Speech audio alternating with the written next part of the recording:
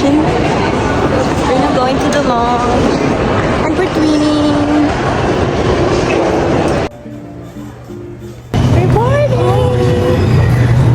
Nag-unguso pa ako, hindi naman plate. What's the point?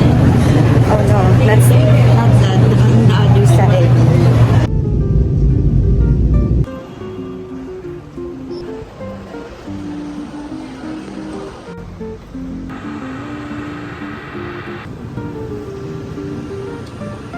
Merong malapit na coffee shop.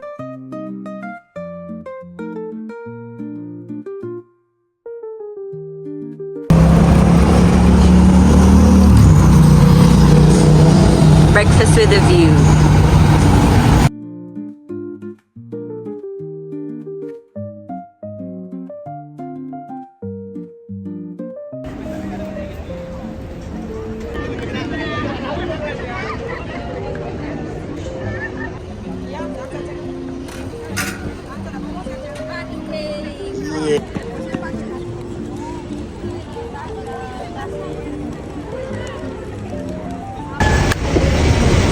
We're now in the yellow stairs. Roy GP pa daw. We have to climb 272 steps to get in the top.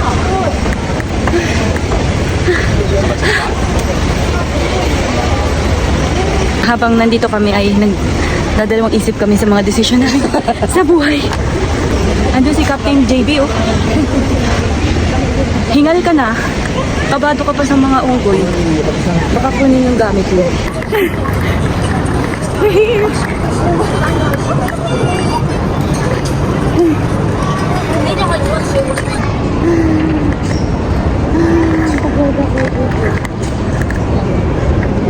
This is the cave.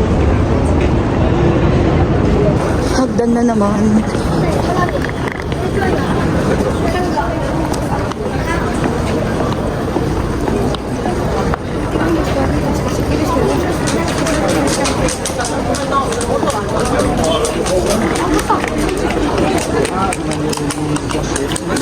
This is what you will see when you climb up for 272 steps. At meron pa dun. Pababa na kami, bes!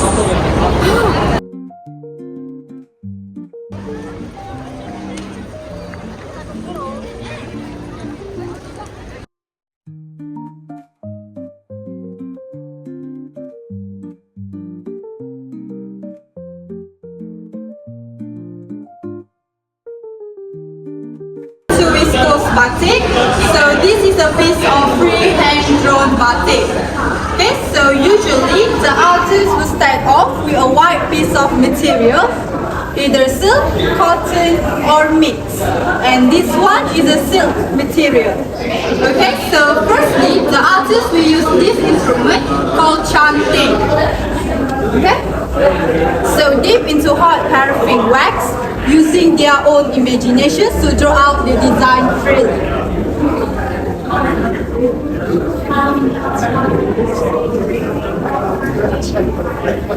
Okay, so finish drawing, they will use a normal brush to fill in the colors all by hand.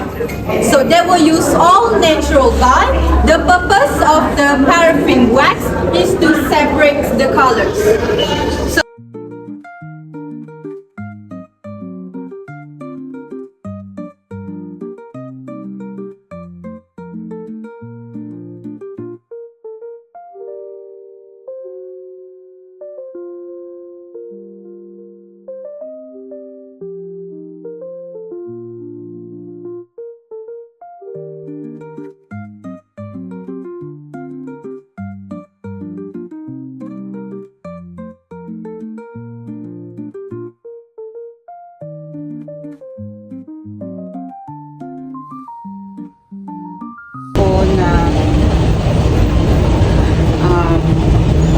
free GC from BPI Visa ay in-convert ko siya sa 5,000 voucher points.